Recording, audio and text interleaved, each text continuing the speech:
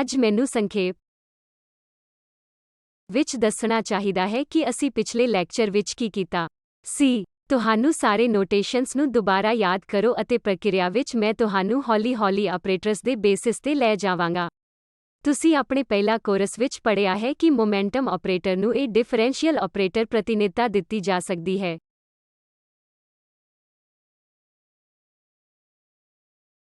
Momentum ਸਾਰੇ ਅਬਜ਼ਰਵੇਬਲਸ operators ਵਜੋਂ ਲਿਖੇ ਜਾ ਸਕਦੇ ਹਨ। ਅਸੀਂ ਉਸੇ ਤਰ੍ਹਾਂ ਵੇਖਣਾ ਚਾਹੁੰਦੇ ਹਾਂ ਜਿਵੇਂ ਅਸੀਂ ਇਹ ਲੀਨੀਅਰ ਵੈਕਟਰ ਸਪੇਸ ਵਿੱਚ ਬੇਸਿਸ ਸੈੱਟ ਲਿਖਣਾ ਚਾਹੁੰਦੇ।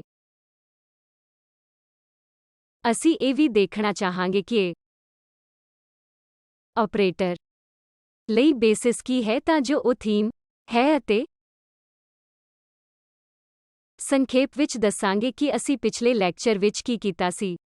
ਇਹ ਕੁਆਂਟਮ ਮਕੈਨੀਕਲ ਸਿਸਟਮ ਦੀ ਸਟੇਟ ਨੂੰ ਫਾਰਮਲੀ ਤੌਰ ਤੇ ਫਾਈ ਵਜੋਂ ਦਰਸਾਇਆ ਜਾਂਦਾ ਹੈ, ਖਾਸ ਤੌਰ ਤੇ ਸਮੇਂ ਵਿੱਚ ਫਾਈ ਦਾ ਵਿਕਾਸ ਹੁੰਦਾ ਹੈ।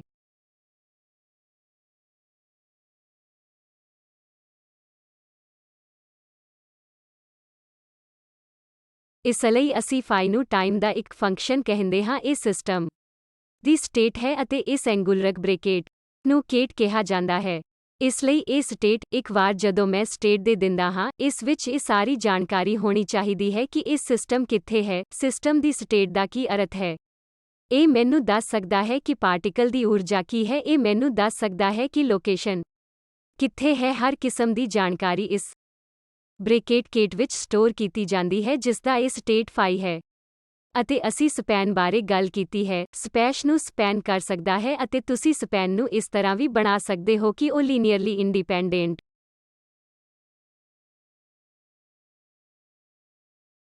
ਹੁਣ ਜੇਕਰ ਤੁਹਾਡੇ ਕੋਲ ਸਪੇਸ ਅਤੇ ਲੀਨੀਅਰ ਇੰਡੀਪੈਂਡੈਂਟ ਸਟੇਟਸ ਦੋਵੇਂ ਸਪੈਨਿੰਗ ਹਨ ਕਿ ਕਨੈਕਸ਼ਨ ਉਹ ਹੈ ਜਿਸ ਨੂੰ ਅਸੀਂ ਕਹਿੰਦੇ ਹਾਂ ਕਿ ਇਹ ਵੈਕਟਰ ਸਪੇਸ ਲਈ ਇਹ ਬੇਸਿਸ ਸੈੱਟ ਹੈ ਅਤੇ ਬੇਸਿਸ ਸੈੱਟ ਵਿੱਚ ਸਟੇਟਸ ਦੀ ਸੰਖਿਆ ਜੋ ਵੈਕਟਰ ਸਟੇਟਸ ਦੇ ਡਾਇਮੈਂਸ਼ਨ ਨੂੰ ਪਰਿਭਾਸ਼ਿਤ ਕਰਦੀ ਹੈ। ਸਿਰਫ ਇੱਕ ਉਦਾਹਰਨ, ਅਸੀਂ 3 ਡਾਇਮੈਂਸ਼ਨਲ ਸਪੇਸ ਨੂੰ ਦੇਖ ਰਹੇ ਸੀ ਪਰ ਤੁਸੀਂ ਇਸ ਨੂੰ ਜਨਰਲ ਤੇ ਇੱਕ ਐਬਸਟਰੈਕਟ ਸਪੇਸ ਕਰ ਸਕਦੇ ਹੋ। ਫਿਰ ਅਸੀਂ ਇਸ ਬਾਰੇ ਗੱਲ ਕੀਤੀ ਕਿ ਇੱਥੇ ਦੋਹਰੀ ਵੈਕਟਰ ਸਪੇਸ ਹੈ ਜੋ ਇਸ ਨੂੰ ਇਸ ਵੀ ਟਿਲਡੇ ਵਿੱਚ ਵੀ ਟਿਲਡ ਸਟੇਟਸ ਵਜੋਂ ਦਰਸਾਉਂਦੀ ਹੈ। ਇਹ ਵੱਖਰੇ ਐਂਗੂਲਰ ਬ੍ਰੈਕਟ ਦੁਆਰਾ ਦਿੱਤੀਆਂ ਜਾਂਦੀਆਂ ਹਨ ਅਤੇ ਉਹਨਾਂ ਨੂੰ ਬਰਾ ਕਿਹਾ ਜਾਂਦਾ ਹੈ। ਇਸ ਲਈ ਇਹ ਡਾਇਰੈਕਟ ਬ੍ਰੈਕਟ ਨੋਟੇਸ਼ਨ ਹੈ ਜਿਸਦਾ ਅਸੀਂ ਵਿਸ਼ੇਸ਼ ਤੌਰ ਤੇ ਪਾਲਣ ਕਰਨ ਜਾ ਰਹੇ ਹਾਂ। ਅਤੇ ਤੁਹਾਨੂੰ ਇਹਨਾਂ ਦੋਹਰੇ ਵੈਕਟਰਸ ਦੀ ਲੋੜ ਕਿਉਂ ਹੈ? ਜੇਕਰ ਤੁਹਾਡੇ ਕੋਲ ਇਹ ਦੋਹਰੇ ਵੈਕਟਰਸ ਹਨ ਤਾਂ ਤੁਸੀਂ ਕਨਵੇਨਸ਼ਨਲ 3 ਡਾਇਮੈਂਸ਼ਨਲ ਸਪੇਸ ਵਿੱਚ ਲੈ ਕੇ ਸਕੇਲਰਸ ਨੂੰ ਨਿਰਧਾਰਤ ਕਰ ਸਕਦੇ ਹੋ ਜੋ ਤੁਸੀਂ ਡਾਟ ਪ੍ਰੋਡਕਟ ਕਿਹਾ ਹੋਵੇਗਾ।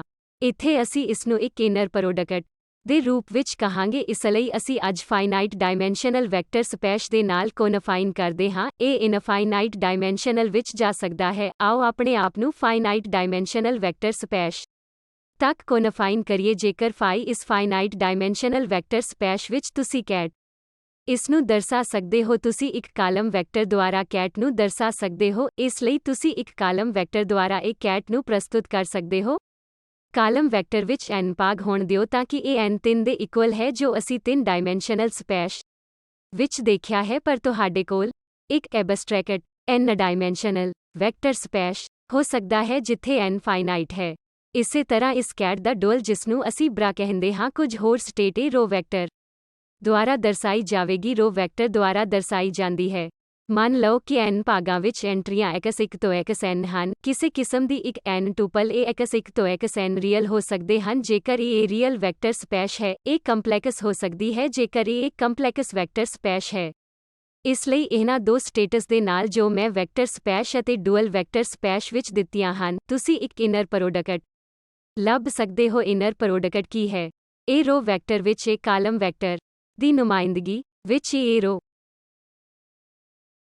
ਨੂੰ ਇਹ ਕਾਲਮ ਨਾਲ ਮਲਟੀਪਲਾਈਂਗ ਕਰ ਰਿਹਾ ਹੈ ਜੋ ਤੁਸੀਂ ਮੈਟ੍ਰਿਕਸ ਮਕੈਨਿਕਸ ਮੈਟਰਿਸਿਸ ਦੇ ਥਿਊਰੀ ਵਿੱਚ ਕੀਤਾ ਹੈ। ਇਹ ਕਾਲਮ ਨੂੰ ਮਲਟੀਪਲਾਈਂਗ ਕਰਨ ਵਾਲੀ ਇਹ ਰੋ ਤੁਹਾਨੂੰ ਇੱਕ ਸਕੇਲ ਦੇਵੇਗੀ ਤਾਂ ਜੋ ਇੱਕ ਕਾਲਮ ਨੂੰ ਮਲਟੀਪਲਾਈਂਗ ਕਰਨ ਵਾਲੀ ਰੋ ਇਨਰ ਪ੍ਰੋਡਕਟ ਦੁਆਰਾ ਦਿੱਤੀ ਜਾਂਦੀ ਹੈ ਅਤੇ ਇਹ ਇੱਕ ਸਕੇਲ ਹੋਵੇਗਾ। ਅਗਲਾ ਸਵਾਲ ਤੁਸੀਂ ਸਾਨੂੰ ਪੁੱਛ ਸਕਦੇ ਹੋ, ਜੇਕਰ ਤੁਸੀਂ ਇਸ ਢੰਗ ਨਾਲ ਦੂਜਾ ਲਾਈਨ ਵਿੱਚ 2 ਸਟੇਟਸ ਲਿਖਦੇ ਹੋ ਤਾਂ ਇਹ ਕੀ ਹੈ? ਇਹ ਰੋ ਨੂੰ ਮਲਟੀਪਲਾਈਂਗ ਕਰਨ ਵਾਲਾ ਕਾਲਮ ਹੈ।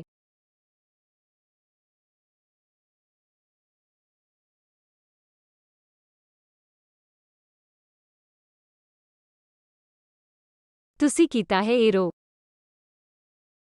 ਨੂੰ ਕਾਲਮ ਨਾਲ ਮਲਟੀਪਲਾਈ ਕਰਕੇ ਜੋ ਤੁਹਾਨੂੰ ਕੀ ਦੇਵੇਗਾ, ਇਹ ਤੁਹਾਨੂੰ ਇੱਕ n ਮੈਟਰਿਸਿਸ ਦਿੰਦਾ ਹੈ। ਇਸ ਲਈ ਇਹ ਵੀ ਇੱਕ ਅਲਾਉਡ ਆਪਰੇਸ਼ਨ ਹੈ, ਪਰ ਇਹ ਇੱਕ ਸਕੇਲਰ ਨਹੀਂ ਦਿੰਦਾ ਹੈ, ਪਰ ਇਹ ਮੈਟ੍ਰਿਕਸ ਦਿੰਦਾ ਹੈ। ਜੇ ਤੁਸੀਂ ਕਾਲਮ ਵੈਕਟਰ ਬਾਏ ਸਟੇਟਸ ਨੂੰ ਦਰਸਾਉਂਦੇ ਹੋ ਅਤੇ ਇੱਕ ਕਤਾਰ ਵੈਕਟਰ ਬਾਏ ਡੁਅਲ ਵੈਕਟਰਾਂ ਨੂੰ ਦਰਸਾਉਂਦੇ ਹੋ, ਇਨਰ ਪ੍ਰੋਡਕਟ ਇੱਕ ਸਕੇਲਰ ਹੁੰਦਾ ਹੈ। ਇਹ ਐਂਗੂਲਰ ਬ੍ਰੈਕਟ ਉਹ ਹੈ ਜਿਸ ਨੂੰ ਅਸੀਂ ਆਖਾਂਗੇ ਕਿ ਇਹ ਇੱਕ ਆਊਟਰ ਪ੍ਰੋਡਕਟ ਹੈ। ਇਸ ਤੋਂ ਪਹਿਲਾਂ ਅਸੀਂ ਪਹਿਲਾਂ ਇੱਕ ਵਾਲੇ ਨੂੰ ਇਨਰ ਪ੍ਰੋਡਕਟ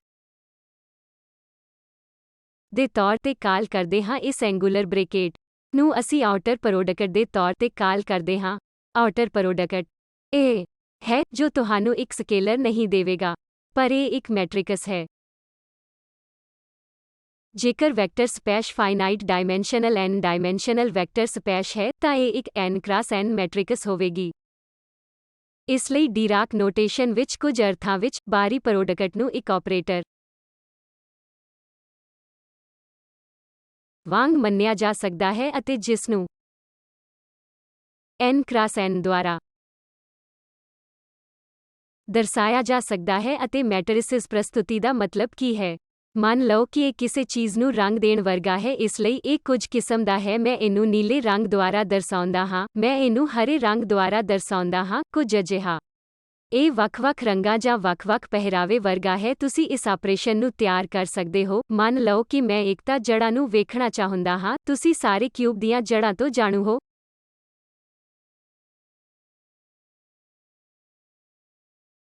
ਓਮੇਗਾ ਏਕਤਾ ਦਾ ਇੱਕ ਕਿਊਬ ਰੂਟ ਹੈ ਕਿਉਂਕਿ ਓਮੇਗਾ ਕਿਊਬ ਆਈਡੈਂਟਿਟੀ ਹੈ ਅਤੇ 1 ਪਲਸ ਓਮੇਗਾ ਸਕੁਆਇਰਡ 0 ਹੈ।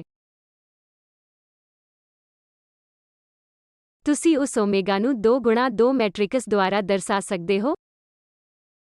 ਤੁਸੀਂ ਇੱਕ 2 ਬਾਏ 2 ਮੈਟ੍ਰਿਕਸ ਲਿਖ ਕੇ ਉਸ ਓਮੇਗਾ ਨੂੰ ਇਹ ਡਰੈਸ ਦੇ ਸਕਦੇ ਹੋ। 2 ਬਾਏ 2 ਮੈਟ੍ਰਿਕਸ ਕੀ ਹੈ? ਇਹ ਸਿਰਫ ਇੱਕ 20 ਡਿਗਰੀ ਦੇ ਬਾਰੇ ਵਿੱਚ ਘੁੰਮਦਾ ਹੈ ਕਿਉਂਕਿ 2 ਪਾਈ ਬਾਏ 3 sin 2 ਪਾਈ ਬਾਏ 3 ਅਜਿਹਾ ਕਰ ਸਕਦਾ ਹੈ। ਇਸ ਲਈ ਇਹਨੂੰ ਅਸੀਂ ਪ੍ਰਤੀਨਿਧਤਾ ਵਜੋਂ ਕਹਿੰਦੇ ਹਾਂ। ਇਸ ਲਈ ਓਮੇਗਾ ਕਿਊਬ ਬਰਾਬਰ 1 ਅਤੇ 1 ਪਲਸ ਓਮੇਗਾ ਵਰਗ 1 ਦੇ ਬਰਾਬਰ ਹੈ। ਮੈਂ ਇੱਕ ਰਿਪਰੈਜ਼ੈਂਟੇਸ਼ਨ ਨੂੰ e ਦੇ ਰੂਪ ਵਿੱਚ 2 ਪਾਈ i ਦੀ ਪਾਵਰ ਨੂੰ 3 ਦੁਆਰਾ ਦਰਸਾ ਸਕਦਾ ਹਾਂ। ਇਹ ਇੱਕ ਰਿਪਰੈਜ਼ੈਂਟੇਸ਼ਨ ਹੈ। ਦੂਜਾ ਰਿਪਰੈਜ਼ੈਂਟੇਸ਼ਨ ਹੈ ਓਮੇਗਾ ਨੂੰ 2 ਕ੍ਰਾਸ 2 ਮੈਟ੍ਰਿਕਸ ਵਜੋਂ ਲਿਖਿਆ ਜਾ ਸਕਦਾ ਹੈ, ਜਿਵੇਂ ਕਿ ਕੋਸ 2 ਪਾਈ ਬਾਏ 3 sin 2 ਪਾਈ ਬਾਏ 3 ਮਾਈਨਸ sin 2 ਪਾਈ ਬਾਏ 3 ਕੋਸ 2 ਪਾਈ ਬਾਏ 3। ਇਸ ਲਈ ਇਹਨਾਂ ਨੂੰ ਪੇਸ਼ਕਾਰੀ ਕਿਹਾ ਜਾਂਦਾ ਹੈ। ਰਿਪਰੈਜ਼ੈਂਟੇਸ਼ਨਸ ਕਿਉਂ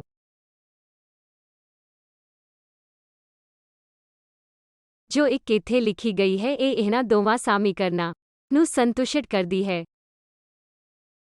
ਇਸੇ ਤਰ੍ਹਾਂ ਦੋਵੇਂ ਇੱਕ ਵੱਖਰੀ ਪ੍ਰਤੀਨਿਧਤਾ ਜਾਂ ਇੱਕ ਵੱਖਰਾ ਪਹਿਰਾਵਾ ਹੈ ਜੋ ਦੋਵਾਂ ਇਕੁਏਸ਼ਨ ਨੂੰ ਸੰਤੁਸ਼ਟ ਕਰਦਾ ਹੈ। ਇਸ ਲਈ ਕੁਝ ਇਕੁਏਸ਼ਨ ਦਿੱਤੇ ਗਏ ਹਨ। ਤੁਸੀਂ ਵੱਖ-ਵੱਖ ਪ੍ਰਸਤੁਤੀਆਂ ਨੂੰ ਲਿਖਣ ਦੀ ਕੋਸ਼ਿਸ਼ ਕਰ ਸਕਦੇ ਹੋ ਅਤੇ ਦੇਖ ਸਕਦੇ ਹੋ ਕਿ ਕੀ ਇਹ ਉਹਨਾਂ ਸ਼ਰਤਾਂ ਨੂੰ ਸੰਤੁਸ਼ਟ ਕਰਦਾ ਹੈ। ਜਿਵੇਂ ਕਿ ਇਹ ਰਸਮੀ ਐਬਸਟ੍ਰੈਕਟ ਸਟੇਟ ਫਾਈ ਜੋ ਮੈਂ ਲਿਖਦਾ ਹਾਂ n ਕਤਾਰਾਂ ਅਤੇ ਇਹ ਕਾਲਮ ਦੇ ਨਾਲ ਇੱਕ ਕਾਲਮ ਵੈਕਟਰ ਦੇ ਰੂਪ ਵਿੱਚ ਇੱਕ ਪ੍ਰਤੀਨਿਧਤਾ ਦੇ ਰਿਹਾ ਹਾਂ। ਇਸੇ ਤਰ੍ਹਾਂ ਡੁਅਲ ਵੈਕਟਰ ਸਪੇਸ ਵਿੱਚ ਇਹ ਬਰਾ ਵੈਕਟਰ ਇਹ ਰੋ ਵੈਕਟਰ ਦੁਆਰਾ ਦਰਸਾਇਆ ਜਾਵੇਗਾ ਜੋ ਕਿ ਇੱਕ ਕਾਲਮ ਹੈ ਅਤੇ n ਰੋਵਾਂ। ਇਹੀ ਹੋ ਰਿਹਾ ਹੈ। ਇਸ ਲਈ ਜਦੋਂ ਵੀ ਤੁਸੀਂ ਕੋਈ ਅੰਦਰੂਨੀ ਪ੍ਰੋਡਕਟ ਲੈਂਦੇ ਹੋ ਤਾਂ ਇਹ ਇੱਕ ਸੰਖਿਆ ਬਣ ਜਾਂਦਾ ਹੈ ਜੋ ਇਹ ਇੱਕ ਕ੍ਲਾਸ 1 ਐਲੀਮੈਂਟ ਹੁੰਦਾ ਹੈ। ਜੇਕਰ ਤੁਸੀਂ ਇੱਕ ਬਾਹਰੀ ਪ੍ਰੋਡਕਟ ਲੈਂਦੇ ਹੋ, ਇਸ ਲਈ ਅੰਦਰੂਨੀ ਪ੍ਰੋਡਕਟ ਫਾਈ ਅਸਲ ਵਿੱਚ ਇੱਕ ਕਲਾਸ 1 ਵਾਲੀ ਇੱਕ ਸੰਖਿਆ ਹੈ ਅਤੇ ਫਾਈ ਨਾਲ ਇਹ ਮੈਟ੍ਰਿਕਸ ਹੋਵੇਗਾ ਜੋ ਕਿ n ਹੈ ਪਰ n ਜੋ ਕਿ ਬਹੁਤ ਹੀ ਸਧਾਰਨ ਹੈ। ਪਰ ਜੇਕਰ ਤੁਸੀਂ ਖੱਬੇ ਪਾਸੇ ਦੇ ਨੋਟੇਸ਼ਨ ਦੀ ਆਦਤ ਪਾਉਣੀ ਸ਼ੁਰੂ ਕਰ ਦਿੰਦੇ ਹੋ ਤਾਂ ਤੁਸੀਂ ਬਹੁਤ ਸਾਰੀਆਂ ਐਬਸਟ੍ਰੈਕਟ ਗਣਨਾਵਾਂ ਕਰ ਸਕਦੇ ਹੋ। ਇਹ ਬਹੁਤ ਹੀ ਸਾਫ਼ ਸੁਥਰਾ ਅਤੇ ਸ਼ਾਨਦਾਰ ਫੈਸ਼ਨ ਹਮੇਸ਼ਾ ਮੈਟਰਿਸਿਸ ਵਿੱਚ ਜੋ ਤੁਸੀਂ ਜਾਣਦੇ ਹੋ ਉਸ ਨਾਲ ਯਾਦ ਰੱਖੋ ਜੋ ਤੁਹਾਨੂੰ ਇਹ ਯਾਦ ਰੱਖਣ ਵਿੱਚ ਮਦਦ ਕਰੇਗਾ। ਇਹ ਉਹ ਹੈ ਜਿਸ ਨੂੰ ਅਸੀਂ ਕਹਿੰਦੇ ਹਾਂ ਕਿ ਇਹ ਬਾਹਰੀ ਪ੍ਰੋਡਕਟ ਹੈ। ਇਹ ਇੱਕ ਨੁਮਾਇੰਦਗੀ ਹੈ ਜੇਕਰ ਤੁਸੀਂ ਚਾਹੁੰਦੇ ਹੋ। ਤੁਸੀਂ ਇੱਕ ਕਾਲਮ ਵੈਕਟਰ ਦੁਆਰਾ ਇਹ ਫਾਈਨਾਈਟ ਡਾਇਮੈਂਸ਼ਨਲ ਵੈਕਟਰ ਸਪੇਸ ਵਿੱਚ ਕੇਟ ਵੈਕਟਰ ਨੂੰ ਦਰਸਾ ਸਕਦੇ ਹੋ। ਤੁਸੀਂ ਦੋਹਰੇ ਵੈਕਟਰਾਂ ਨੂੰ ਦਰਸਾ ਸਕਦੇ ਹੋ ਜੋ ਕਿ ਇਹ ਕਤਾਰ ਦੇ ਰੂਪ ਵਿੱਚ ਬਰਾ ਹੈ। ਅਤੇ ਇਹ ਉਹ ਹੈ ਜੋ ਅਸੀਂ ਰਵਾਇਤੀ ਤੌਰ ਤੇ ਪਾਲਣਾ ਕਰਨ ਜਾ ਰਹੇ ਹਾਂ। ਇਹ ਫਾਈਨਾਈਟ ਡਾਇਮੈਂਸ਼ਨਲ ਵੈਕਟਰ ਸਪੇਸ ਲਈ ਅਸੀਂ ਮੈਟ੍ਰਿਕਸ ਦੇ ਨਾਲ ਖੇਡ ਸਕਦੇ ਹਾਂ। ਇਹ ਉਹ ਹੈ ਜੋ ਮੈਂ ਕਿਹਾ ਕਿ ਇੱਕ ਕਤਾਰ ਨੂੰ ਗੁਣਾ ਕਰਨਾ ਬਾਹਰੀ ਪ੍ਰੋਡਕਟ ਹੈ। ਅਤੇ ਇਹ ਤੁਹਾਨੂੰ n ਕ੍ਰਾਸ n ਮੈਟ੍ਰਿਕਸ ਦੇਵੇਗਾ। ਵਾਸਤਵ ਵਿੱਚ ਅਸੀਂ ਇਸ ਨੂੰ ਡਾਇਰੈਕਟ ਬ੍ਰੈਕਟ ਕੇਟ ਵਿੱਚ ਇੱਕ ਆਪਰੇਟਰ ਹੋਣ ਲਈ ਇਸ ਬਾਹਰੀ ਪ੍ਰੋਡਕਟ ਨੂੰ ਕਹਿੰਦੇ ਹਾਂ। ਜਿਸ ਤਰੀਕੇ ਨਾਲ ਤੁਹਾਨੂੰ ਯਾਦ ਹੈ ਕਿ ਅੰਦਰੂਨੀ ਪ੍ਰੋਡਕਟ ਉਸੇ ਸਥਿਤੀ ਨੂੰ ਆਦਰਸ਼ ਕਿਹਾ ਜਾਂਦਾ ਹੈ। ਤੇ ਜੇਕਰ ਤੁਸੀਂ ਇਸ ਨੂੰ ਇਸ ਨੋਟੇਸ਼ਨ ਵਿੱਚ ਲਿਖਣ ਦੀ ਕੋਸ਼ਿਸ਼ ਕਰਦੇ ਹੋ ਤਾਂ ਤੁਸੀਂ ਚਾਹੁੰਦੇ ਹੋ ਕਿ ਹਮੇਸ਼ਾ ਸਿਫਰ ਤੋਂ ਵੱਧ ਜਾਂ ਬਰਾਬਰ ਹੋਣ ਦਾ ਆਦਰਸ਼ ਜਦੋਂ ਇਹ ਸਿਫਰ ਹੁੰਦਾ ਹੈ, ਜਦੋਂ ਫਾਈ ਇਹ ਨਲ ਵੈਕਟਰ ਹੁੰਦਾ ਹੈ। ਠੀਕ ਹੈ, ਨਹੀਂ ਤਾਂ ਇਹ ਜਨਰਲ ਤੌਰ ਤੇ ਪੋਜ਼ਿਟਿਵ ਹੋਣ ਜਾ ਰਿਹਾ ਹੈ। ਅਤੇ ਜੇਕਰ ਤੁਸੀਂ x1 ਤੋਂ xn ਅਤੇ ਕਾਲਮ ਵੈਕਟਰ ਨੂੰ x1 ਤੋਂ xn ਦੇ ਨਾਲ ਇੱਕ ਕਤਾਰ ਵੈਕਟਰ ਦੇ ਰੂਪ ਵਿੱਚ ਪ੍ਰਸਤੁਤੀਕਰਨ ਵਿੱਚ ਦੁਬਾਰਾ ਲਿਖਣ ਦੀ ਕੋਸ਼ਿਸ਼ ਕਰਦੇ ਹੋ, ਫਿਰ ਇਹ ਉਹ ਕੰਡੀਸ਼ਨ ਹੈ ਜਿਸ ਲਈ ਤੁਸੀਂ ਇਹ ਦੋ ਵੈਕਟਰਾਂ ਦੇ ਪ੍ਰੋਡਕਟ ਵਿੱਚ ਪ੍ਰਾਪਤ ਕਰੋਗੇ ਆਦਰਸ਼ ਦਾ ਸਕੁਏਅਰ। ਅਤੇ ਕਿਉਂਕਿ ਇਹ ਪੋਜ਼ਿਟਿਵ ਨਿਸ਼ਚਿਤ ਹੈ, ਇਹ ਹਰ ਇੱਕ ਵਰਗ ਵੀ ਹੋਵੇਗਾ। ਮੈਂ ਤਕਨੀਕੀ ਤੌਰ ਤੇ ਸਕੁਆਇਰ ਲਿਖਿਆ ਹੈ, ਇਹ ਸਹੀ ਨਹੀਂ ਹੈ ਜਦੋਂ ਇਹ ਸਹੀ ਹੈ। ਜਦੋਂ ਇਹ ਇੱਕ ਰੀਅਲ ਵੈਕਟਰ ਸਪੇਸ ਹੈ, ਜੇਕਰ ਇਹ ਗੁੰਝਲਦਾਰ ਵੈਕਟਰ ਸਪੇਸ ਹੈ, ਮੈਨੂੰ ਇੱਕ ਕਾਲਮ ਵੈਕਟਰ ਕੰਪਲੈਕਸ ਕੰਜੂਗੇਟ ਦਾ ਕੰਜੂਗੇਟ ਅਤੇ ਟਰਾਂਸਪੋਜ਼ ਲੈਣਾ ਪੈਂਦਾ ਹੈ। ਕੰਪਲੈਕਸ ਕੰਜੂਗੇਟ ਇਸ ਲਈ ਤੁਹਾਨੂੰ xn ਵਰਗ ਤੱਕ x1 ਤਾਰਾ ਲਗਾਉਣਾ ਪਵੇਗਾ। ਅਤੇ ਇਹ ਰੀਅਲ ਵੈਕਟਰ ਸਪੇਸ ਲਈ ਇਹ ਕੰਡੀਸ਼ਨ ਜੇਕਰ ਮੰਨ ਲਓ ਕਿ ਮੈਂ ਇੱਕ ਫਾਈਨਾਈਟ ਡਾਇਮੈਂਸ਼ਨਲ ਵੈਕਟਰ ਸਪੇਸ ਨਾਲ ਸ਼ੁਰੂ ਹੋਣ ਦੇ ਬਾਵਜੂਦ n ਨੂੰ ਬਹੁਤ ਵੱਡਾ ਮੰਨਦਾ ਹਾਂ, n ਬਹੁਤ ਵੱਡਾ ਬਣ ਜਾਂਦਾ ਹੈ, ਜੋ ਵਰਗ ਜੋ ਮੈਂ ਜੋੜਦਾ ਹਾਂ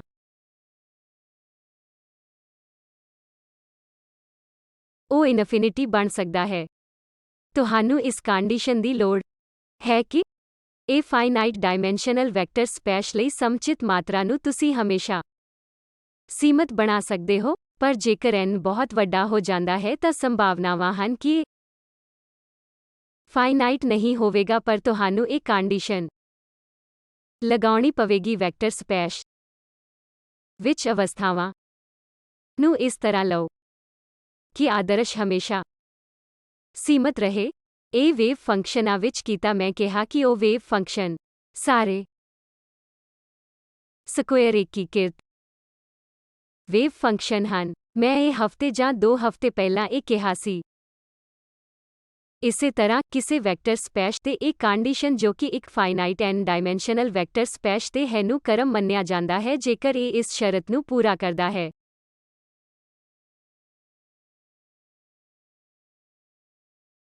ਅਤੇ ਅਜਿਹੇ ਸਕੁਏਅਰ ਸਮਾਲ ਕਰਮ ਦਾ ਇਹ ਸੰਗ੍ਰਹਿ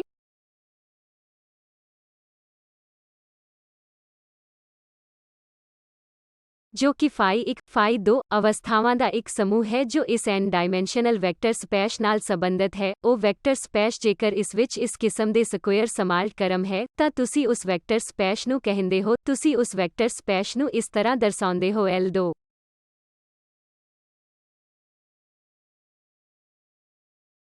L2 ਇਹ ਹੈ।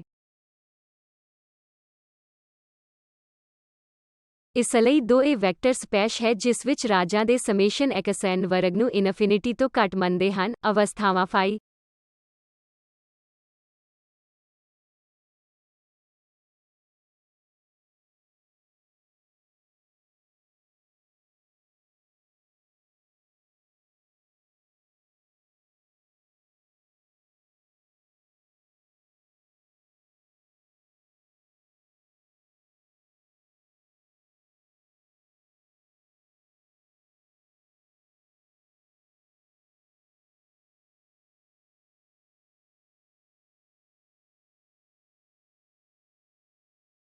ਤਕਨੀਕੀ ਤੌਰ ਤੇ ਮੈਨੂੰ ਮੋਡ xn ਰੱਖਣੀਆਂ ਚਾਹੀਦੀਆਂ ਹਨ ਕਿਉਂਕਿ ਮੈਂ ਇਹ ਨਿਰਧਾਰਿਤ ਨਹੀਂ ਕੀਤਾ ਹੈ ਕਿ ਇਹ ਰੀਅਲ ਵੈਕਟਰ ਸਪੇਸ ਹੈ ਜਾਂ ਇੱਕ ਗੁੰਝਲਦਾਰ ਸਪੇਸ।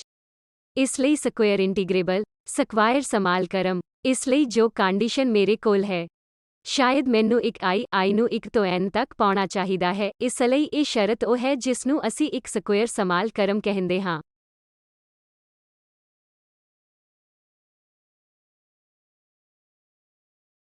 ਕੀ ਇਸ ਦਾ ਸਾਰ ਹੁੰਦਾ ਹੈ? ਅਤੇ ਇਹ ਫਾਈਨਾਈਟ ਹੈ। ਇਸ ਲਈ ਤੁਸੀਂ ਹੌਲੀ-ਹੌਲੀ ਦੇਖ ਸਕਦੇ ਹੋ ਕਿ ਜਦੋਂ ਤੁਸੀਂ ਇੰਟੀਗ੍ਰੇਸ਼ਨ ਤੇ ਆਪਣੇ ਕੋਰਸ ਵਿੱਚ ਜਾਂਦੇ ਹੋ ਤਾਂ ਤੁਸੀਂ ਅਸਲ ਵਿੱਚ ਕੀ ਕਰਦੇ ਹੋ।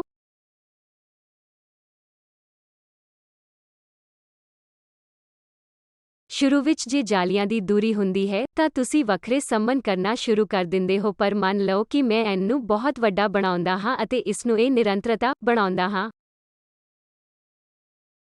ਫਿਰ ਇਹ ਸਕੁਏਅਰ ਏਕੀਕ੍ਰਿਤ ਸਥਿਤੀ ਬਣ ਸਕਦੀ ਹੈ। ਤੁਸੀਂ ਦੇਖ ਸਕਦੇ ਹੋ ਕਿ ਮੈਂ ਇਸ ਨੂੰ ਇਹ ਫਾਈਨਾਈਟ ਵੈਕਟਰ ਸਪੇਸ ਬਣਾਉਣ ਦੀ ਕੋਸ਼ਿਸ਼ ਕਰ ਰਿਹਾ ਹਾਂ, ਪਰ ਕਿਸੇ ਪੁਆਇੰਟ ਮੈਂ ਇਸ ਨੂੰ ਇਹ ਨਿਰੰਤਰਤਾ ਦੇ ਰੂਪ ਵਿੱਚ ਬਣਾਉਣਾ ਸ਼ੁਰੂ ਕਰਾਂਗਾ ਅਤੇ ਸਕੁਏਅਰ ਏਕੀਕ੍ਰਿਤ ਫੰਕਸ਼ਨਾਂ ਅਤੇ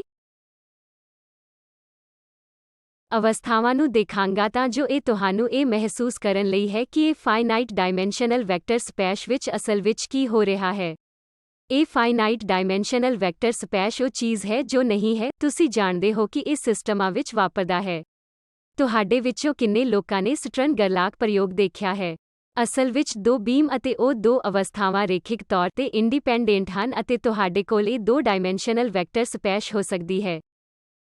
ਇਸ ਲਈ ਅਜਿਹਾ ਨਹੀਂ ਹੈ ਕਿ ਜੋ ਵੀ ਮੈਂ ਇੱਥੇ ਕਹਿ ਰਿਹਾ ਹਾਂ ਉਹ ਨਹੀਂ ਹੋ ਰਿਹਾ, ਇਹ ਵਾਪਰਦਾ ਹੈ। ਇਸ ਲਈ ਤੁਹਾਡੇ ਕੋਲ ਦੋ ਰੇਖਿਕ ਤੌਰ ਤੇ ਇੰਡੀਪੈਂਡੈਂਟ ਭੌਤਿਕ ਫਾਈਨਾਈਟ ਡਾਇਮੈਂਸ਼ਨਲ ਵੈਕਟਰ ਸਪੇਸ ਹੈ। ਮੈਨੂੰ ਦੋ ਡਾਇਮੈਂਸ਼ਨਲ ਵੈਕਟਰ ਸਪੇਸ ਤੱਕ ਪਹੁੰਚਣ ਦਿਓ। ਸਿਰਫ ਸਰਲਤਾ ਲਈ ਹੁਣ ਤੱਕ ਮੈਂ n ਡਾਇਮੈਂਸ਼ਨਲ ਵੈਕਟਰ ਸਪੇਸ ਬਾਰੇ ਗੱਲ ਕਰ ਰਿਹਾ ਸੀ, ਪਰ ਹੁਣ ਮੈਂ ਆਪਣੇ ਆਪ ਨੂੰ ਦੋ ਡਾਇਮੈਂਸ਼ਨਲ ਵੈਕਟਰ ਸਪੇਸ ਤੱਕ ਸੀਮਤ ਰੱਖਾਂਗਾ ਅਤੇ ਕੁਝ ਸੰਕੇਤਾਂ ਨੂੰ ਸਪਸ਼ਟ ਕਰਨ ਦੀ ਕੋਸ਼ਿਸ਼ ਕਰਾਂਗਾ ਅਤੇ ਫਿਰ ਤੁਸੀਂ ਜਾਣਦੇ ਹੋ ਕਿ ਇਹ ਕਿਵੇਂ ਕਰਨਾ ਹੈ। ਇਹ n ਡਾਇਮੈਂਸ਼ਨਲ ਵੈਕਟਰ ਸਪੇਸ। ਇਸ ਲਈ ਜੇਕਰ ਤੁਹਾਨੂੰ ਯਾਦ ਹੈ ਕਿ ਪਿਛਲੇ ਲੈਕਚਰ ਵਿੱਚ ਸਾਡੇ ਕੋਲ ਦੋ ਆਧਾਰ ਸਨ, ਇਹ ਇੱਕ ਆਰਥੋਨਰਮਲ ਆਧਾਰ ਸੀ ਅਤੇ ਦੂਜਾ ਇੱਕ ਗੈਰ ਨੌਰਥੋਗੋਨਲ ਆਧਾਰ ਸੀ। ਤਾਂ ਆਓ ਮੈਂ ਇਸ ਉਦਾਹਰਣ ਨਾਲ ਅੱਗੇ ਵਧਾਂ।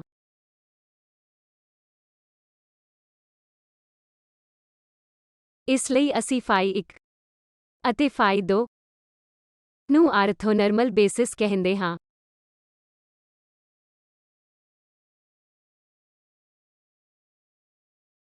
ਉਹ ਕਦੋਂ ਹੁੰਦਾ ਹੈ? ਜਦੋਂ ਇਨਰ ਪ੍ਰੋਡਕਟ 5-1 ਦੇ ਨਾਲ 5-1 ਦੇ ਬਰਾਬਰ 1, ਫਾਈ 2 ਦੇ ਨਾਲ ਫਾਈ 2 ਦੇ ਬਰਾਬਰ 1 ਅਤੇ ਫਾਈ 2 ਦੇ ਨਾਲ ਫਾਈ 1 ਦੇ ਨਾਲ 0 ਫਾਈ 2 ਦੇ ਬਰਾਬਰ ਹੁੰਦਾ ਹੈ। ਨਾਲ ਹੀ ਤੁਸੀਂ ਇਸ ਨੂੰ ਫਾਈ i ਫਾਈ j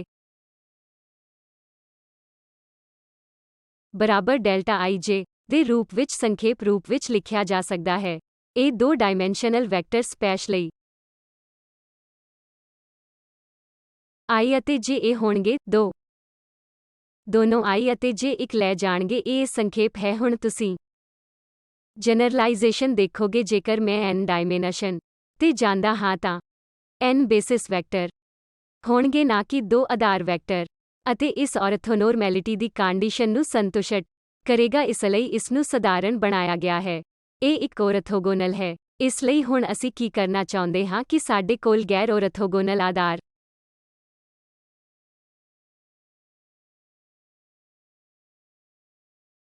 ਵੀ ਹੋ ਸਕਦਾ ਹੈ। ਇਹ ਲਈ ਅਸੀਂ ਇਸ ਨੂੰ ਫਾਈ 1 ਅਤੇ ਫਾਈ 2 ਕਹਿੰਦੇ ਹਾਂ।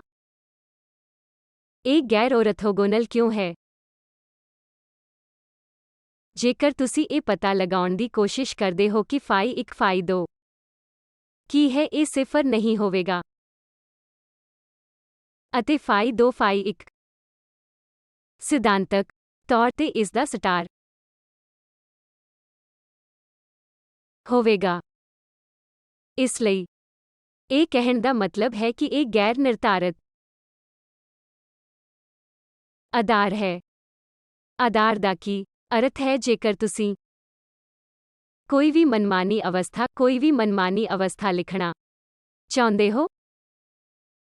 ਇੱਕ ਵਾਰ ਜਦੋਂ ਮੈਂ ਇਸ ਨੂੰ ਬੇਸਿਸ ਕਿਹਾ ਤਾਂ ਮੈਂ ਇਸ ਦੀ ਵਰਤੋਂ ਕਰ ਸਕਦੀ ਹਾਂ। ਮੈਂ ਫਾਈ i ਤੇ ਇਹ 2 ਡਾਇਮੈਂਸ਼ਨਲ ਵੈਕਟਰ ਸਪੈਸ਼ 1 ਤੋਂ 2 ਲਈ ਕੁਝ ਗੁੰਝਲਦਾਰ ਗੁਣਾਂਕ ਦੀ ਵਰਤੋਂ ਕਰ ਸਕਦਾ ਹਾਂ। ਇਸ ਲਈ ਇਹ ਆਧਾਰ ਅਵਸਥਾਵਾਂ ਦੀ ਸੁਪਰਪੋਜ਼ਿਸ਼ਨ ਹੈ ਜੋ ਤੁਹਾਨੂੰ 2 ਅਯਾਮੀ ਵੈਕਟਰ ਸਪੈਸ਼ ਵਿੱਚ ਕੋਈ ਵੀ ਆਪਹੁਦਰੀ ਅਵਸਥਾ ਪ੍ਰਦਾਨ ਕਰੇਗੀ। ਇਸ ਲਈ ਇਹ ਆਧਾਰ ਸੈੱਟ ਬਣਾਉਂਦਾ ਹੈ ਪਰ ਇਹ ਔਰਥੋਗੋਨਲ ਨਹੀਂ ਹੈ। ਅਤੇ ਫਿਰ ਅਸੀਂ ਕੀ ਕਰਦੇ ਹਾਂ, ਅਸੀਂ ਗੈਰ ਔਰਥੋਗੋਨਲ ਆਧਾਰ ਤੋਂ ਔਰਥੋਗੋਨਲ ਆਧਾਰ ਤੇ ਪ੍ਰਾਪਤ ਕਰਨਾ ਚਾਹੁੰਦੇ ਹਾਂ। ਇਹ ਉਹ ਹੈ ਜੋ ਅਸੀਂ ਪਿਛਲੇ ਲੈਕਚਰ ਵਿੱਚ ਕਰ ਰਹੇ ਸੀ ਅਤੇ ਤੁਹਾਡੇ ਵਿੱਚੋਂ ਕੁਝ ਮੈਨੂੰ ਪੁੱਛ ਰਹੇ ਸਨ ਕਿ ਸ਼ੁਰੂਆਤੀ ਵੈਕਟਰ ਕਿਹੜਾ ਹੋਣਾ ਚਾਹੀਦਾ ਹੈ। ਇਹਨਾਂ 2 ਵੈਕਟਰਾਂ ਵਿੱਚੋਂ ਕੋਈ ਵੀ ਜੋ ਮੈਂ 2 ਡਾਇਮੈਂਸ਼ਨਲ ਵੈਕਟਰ ਸਪੈਸ਼ ਵਿੱਚ ਚੁਣ ਸਕਦਾ ਹਾਂ। ਇੱਕ n ਡਾਇਮੈਂਸ਼ਨਲ ਵੈਕਟਰ ਸਪੈਸ਼ ਹੈ। ਸ਼ੁਰੂਆਤੀ ਵੈਕਟਰ ਉਹਨਾਂ n ਆਧਾਰ ਵੈਕਟਰਾਂ ਵਿੱਚੋਂ ਕੋਈ ਵੀ ਹੋ ਸਕਦਾ ਹੈ। ਇੱਥੇ ਕੋਈ ਲੋੜ ਨਹੀਂ ਹੈ ਕਿ ਮੈਨੂੰ ਗ੍ਰਾਮ ਸਕਮਿਟ ਔਰਥੋਗੋਨਲਾਈਜੇਸ਼ਨ ਕਰਨ ਲਈ ਸਿਰਫ ਇਸ ਵੈਕਟਰ ਤੋਂ ਸ਼ੁਰੂ ਕਰਨਾ ਪਏਗਾ। ਸਿਰਫ ਸਹੂਲਤ ਲਈ ਅਸੀਂ ਫਾਈ 1 ਨੂੰ ਸਧਾਰਨ ਕਰਨ ਦੇ ਨਾਲ ਫਾਈ 1 ਦੇ ਨਾਰਮਲਾਈਜੇਸ਼ਨ ਲਈ ਕਹਿੰਦੇ ਹਾਂ। ਜੇਕਰ ਮੰਨ ਲਓ ਕਿ ਇਹ ਸਾਧਾਰਨ ਹੈ ਤਾਂ ਫਾਈ 1 ਖੁਦ ਪਹਿਲਾ ਵੈਕਟਰ ਹੋਵੇਗਾ ਅਤੇ ਤੁਸੀਂ ਪ੍ਰੋਜੈਕਸ਼ਨ ਲੈ ਕੇ ਦੂਜਾ ਵੈਕਟਰ ਲੱਭਦੇ ਹੋ ਕਿ ਤੁਸੀਂ ਕੀ ਕਰਦੇ ਹੋ। ਇਹ ਉਹੀ ਹੈ ਜੋ ਅਸੀਂ ਪਿਛਲੀ ਟਾਈਮ ਕੀਤਾ ਸੀ। ਤਾਂ ਚਲੋ ਇਸ ਨੂੰ ਇੱਥੇ ਦੁਬਾਰਾ ਕਰੀਏ। ਅਸੀਂ ਫਾਈ 1 ਨੂੰ ਫਾਈ 1 ਵਜੋਂ ਪਰਿਭਾਸ਼ਿਤ ਕਰਦੇ ਹਾਂ ਪਰ ਇਹ ਆਮ ਨਹੀਂ ਹੋ ਸਕਦਾ ਹੈ। ਤੁਹਾਨੂੰ ਇਸ ਨੂੰ ਨਾਰਮਲਾਈਜ਼ ਕਰਨਾ ਪਵੇਗਾ। ਅਸੀਂ ਗ੍ਰਾਮ ਸਕਮਿਟ ਆਰਥੋਗੋਨਲਾਈਜੇਸ਼ਨ ਕਰ ਰਹੇ ਹਾਂ। 2 ਅਵਸਥਾਵਾਂ ਵਿੱਚੋਂ ਇੱਕ ਨੂੰ ਲਓ। ਸਿਰਫ ਨਾਰਮਲਾਈਜ਼ ਕਰੋ ਅਤੇ ਇਸ ਨੂੰ ਪਹਿਲਾ ਆਧਾਰ ਵੈਕਟਰ ਕਹੋ ਕਿ ਕਿਵੇਂ ਮੈਂ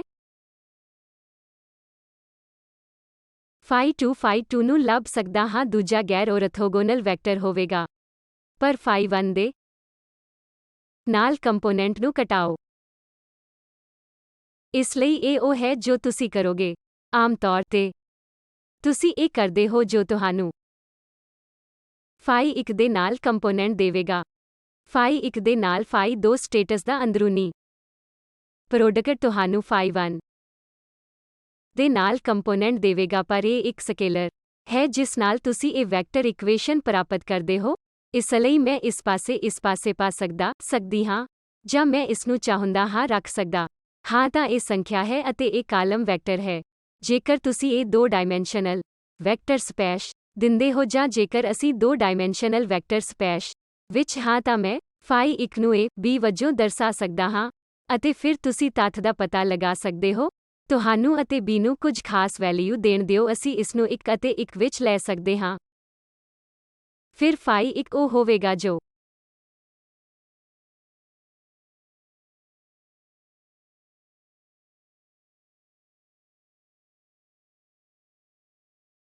ਆਦਰਸ਼ ਦੇ ਕਾਰਨ ਰੂਟ 2 ਦੁਆਰਾ ਇਹ ਹੋਵੇਗਾ। ਨਾਰਮ ਦੇ ਕਾਰਨ ਇਹ ਨੁਮਾਇੰਦਗੀ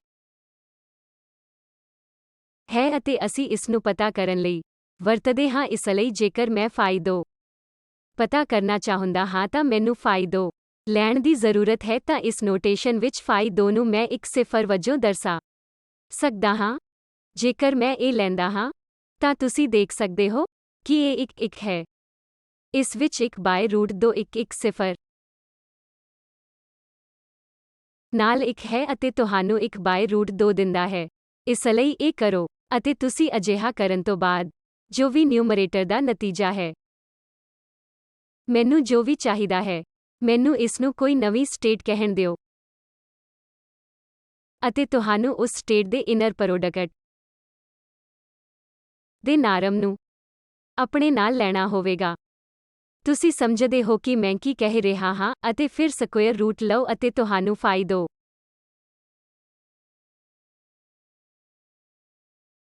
ਪ੍ਰਾਪਤ ਕਰਨਾ ਚਾਹੀਦਾ ਹੈ। ਅਸੀਂ ਇੱਥੇ ਕੀ ਉਮੀਦ ਕਰਦੇ ਹਾਂ?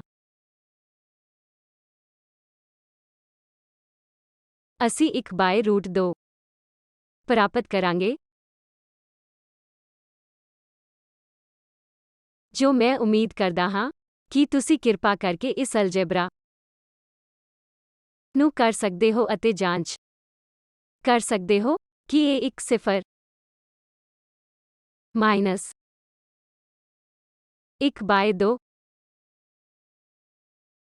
1 1 1 1 0 1 ਨਾਲ 1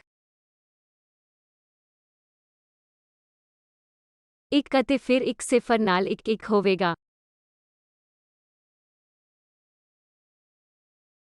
ਕੀ ਹੁੰਦਾ ਹੈ? ਇਹ 1 ਹੈ ਅਤੇ ਇਹ 1/1 ਹੈ, ਇਸ ਲਈ ਤੁਹਾਡੇ ਕੋਲ 1/2 ਅਤੇ ਇਹ -1/2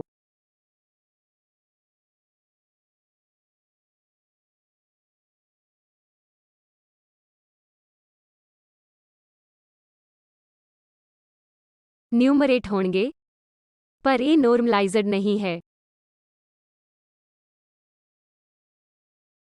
ਜੇਕਰ ਤੁਸੀਂ ਅਜਿਹਾ ਕਰਦੇ ਹੋ ਤਾਂ ਇਹ 1/4 1 ਸਕੁਏਅਰ ਪਲਸ 1 ਸਕੁਏਅਰ ਹੈ, ਪਰ 1/4 ਤਾਂ ਇਹ ਤੁਹਾਨੂੰ ਕੀ ਨੋਰਮਲਾਈਜ਼ੇਸ਼ਨ ਦਿੰਦਾ ਹੈ ਕੁਝ 1/4 ਅਤੇ 1 ਪਲਸ 1 ਜੋ ਕਿ 2/4 ਜੋ ਕਿ 1/2 ਦਾ ਮਤਲਬ n ਦਾ ਸਕੁਏਅਰ ਰੂਟ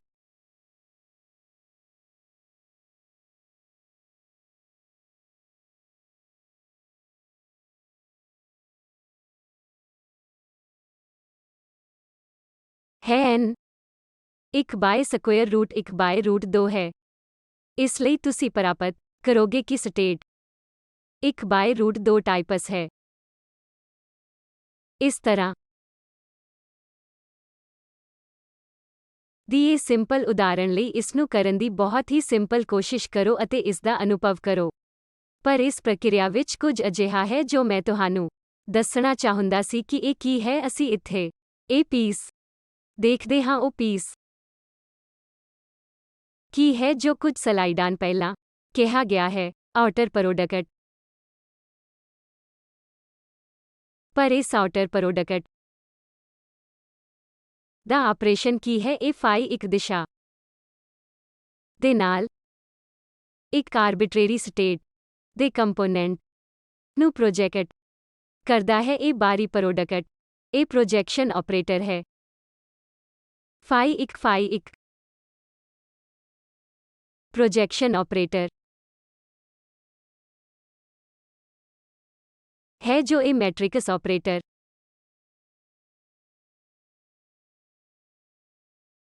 ਬਣਨ ਜਾ ਰਿਹਾ ਹੈ। ਜੇਕਰ ਇਹ ਆਪਰੇਟ ਕਰਦਾ ਹੈ ਤਾਂ ਮੈਨੂੰ ਇਸ ਨੂੰ ਇਸ ਤੌਰ ਤੇ ਕਾਲ ਕਰਨ ਦਿਓ ਅਤੇ P1 ਇਹਨਾਂ ਆਪਰੇਟਰਸ ਨੂੰ ਇੱਕ ਹੈਟ ਨਾਲ ਰੱਖੋ। ਇਹ ਉਹ ਕਨਵੇਨਸ਼ਨ ਹੈ ਜਿਸ ਦੀ ਅਸੀਂ ਫਾਲੋ ਕਰਦੇ। ਇਸ ਨੂੰ ਮੋਮੈਂਟਮ ਨਾਲ ਕਨਫਿਊਜ਼ ਨਾ ਕਰੋ। ਇਹ ਕੁਝ ਪ੍ਰੋਜੈਕਸ਼ਨ ਆਪਰੇਟਰ ਹੈ। P1 ਹੈਟ ਮੰਨ ਲਓ ਕਿ ਮੈਂ ਇਸ ਨੂੰ ਫਾਈ 2 ਤੇ ਕਰਦਾ ਹਾਂ। ਇਹ 0 ਜਾਂ ਨਾਨ-ਜ਼ੀਰੋ 0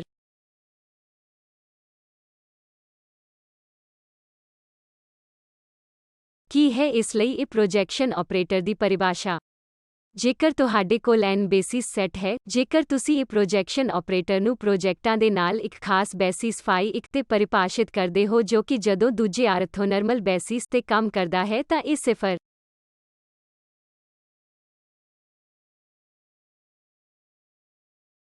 ਹੋਣ ਜਾ ਰਿਹਾ ਹੈ, ਜੋ ਕਿ ਇੱਕ ਪ੍ਰੋਜੈਕਸ਼ਨ ਦੀ ਪਰਿਭਾਸ਼ਾ ਵੀ ਇਸੇ ਤਰ੍ਹਾਂ 2 ਡਾਇਮੈਂਸ਼ਨਲ ਵੈਕਟਰ ਸਪੇਸ ਲਈ ਪਰਿਭਾਸ਼ਿਤ ਕਰ ਸਕਦੀ ਹੈ। ਇਹ ਪ੍ਰੋਜੈਕਸ਼ਨ ਆਪਰੇਟਰ P2 ਤੁਸੀਂ ਇੱਕ ਪ੍ਰੋਜੈਕਸ਼ਨ ਆਪਰੇਟਰ P2 ਨੂੰ ਪਰਿਭਾਸ਼ਿਤ ਕਰ ਸਕਦੇ ਹੋ P1 ਪਲਸ P2 ਕੀ ਹੈ? ਪ੍ਰੋਜੈਕਸ਼ਨ ਆਪਰੇਟਰਸ ਦਾ ਪਲਸ ਇੱਕ ਆਈਡੈਂਟਿਟੀ ਆਪਰੇਟਰ ਵਾਂਗ ਹੋਣਾ ਚਾਹੀਦਾ ਹੈ। 2 ਡਾਇਮੈਂਸ਼ਨਲ ਵੈਕਟਰ ਸਪੇਸ ਵਿੱਚ ਮੈਂ ਆਪਣੇ ਆਪ ਨੂੰ ਨਿਰਧਾਰਿਤ ਕਰ ਰਹੀ ਹਾਂ। 2 ਡਾਇਮੈਂਸ਼ਨਲ ਵੈਕਟਰ ਸਪੇਸ ਵਿੱਚ 2 ਪ੍ਰੋਜੈਕਸ਼ਨ ਆਪਰੇਟਰਸ ਨੂੰ ਆਈਡੈਂਟਿਟੀ ਵਜੋਂ ਜੋੜਿਆ ਜਾ ਸਕਦਾ ਹੈ। ਇਸ ਲਈ ਜਦੋਂ ਵੀ ਮੈਂ ਇੱਕ ਆਰਬਿਟਰੇਰੀ ਸਟੇਟ ਫਾਈ ਲਿਖਦਾ ਹਾਂ, ਮੈਂ ਇਸ ਨੂੰ ਇਸ ਤਰ੍ਹਾਂ ਲਿਖ ਸਕਦਾ ਹਾਂ, ਜਿਵੇਂ ਕਿ ਮੈਂ ਕਿਹਾ ਸੀ ਕਿ ਮੈਂ ਇਸ ਨੂੰ ਕੁਝ ci Times fi i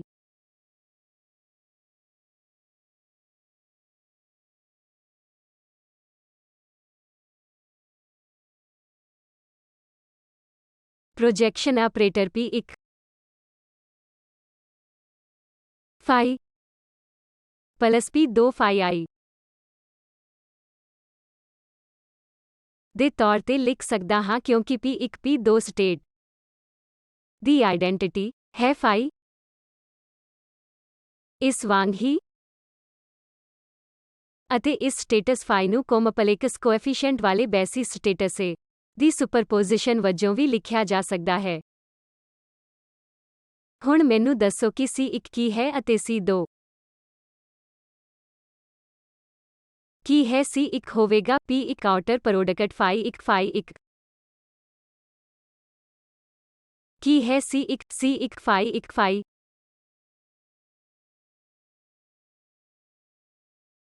C ਦੇ ਨਾਲ φ2 ਸਟੇਟ φ2 ਇੱਥੇ ਇਸ ਆਊਟਰ ਪ੍ਰੋਡਕਟ ਵਿੱਚ ਆਏਗਾ। ਇਸ ਲਈ C2 ਤੋਂ will ਕੀ ਹੈ? ਜੇਕਰ ਤੁਸੀਂ ਇਸ ਸੰਕਲਪ ਨੂੰ 2 ਡਾਇਮੈਂਸ਼ਨਲ ਵੈਕਟਰ ਸਪੇਸ ਵਿੱਚ ਸਮਝਦੇ ਹੋਏ ਤੁਹਾਡੇ ਲਈ ਇਹ ਕਿਸੇ ਵੀ finite dimension infinite dimension vector space ਲਈ ਕਰਨਾ ਹੈ ਤਾਂ ਇਹ ਥੀਮ ਇੱਕੋ ਹੈ। ਸਿਰਫ ਗੱਲ ਇਹ ਹੈ ਕਿ ਪ੍ਰੋਜੈਕਸ਼ਨ ਆਪਰੇਟਰ ਦਾ ਨੰਬਰ ਵਧੇਗਾ, ਤੁਹਾਡੇ ਕੋਲ ਇਹ 2 ਨਹੀਂ ਹੋਣਗੇ। ਵੈਕਟਰ ਸਪੇਸ ਦੇ ਬੇਸਿਸ ਦਾ ਨੰਬਰ ਜਾਂ ਡਾਇਮੈਂਸ਼ਨ ਤੇ ਨਿਰਭਰ ਕਰਦਾ ਹੈ ਅਤੇ ਕਿਸੇ ਵੀ ਆਰਬਿਟਰੇਰੀ ਸਟੇਟ ਨੂੰ ਜਾਂ ਤਾਂ ਇਸ ਲੀਨੀਅਰ ਕੰਬੀਨੇਸ਼ਨ ਜਾਂ ਇਸ ਚੀਜ਼ ਵਜੋਂ ਲਿਖਿਆ ਜਾ ਸਕਦਾ ਹੈ। ਮੈਨੂੰ ਇੱਥੇ ਰੁਕਣ ਦਿਓ।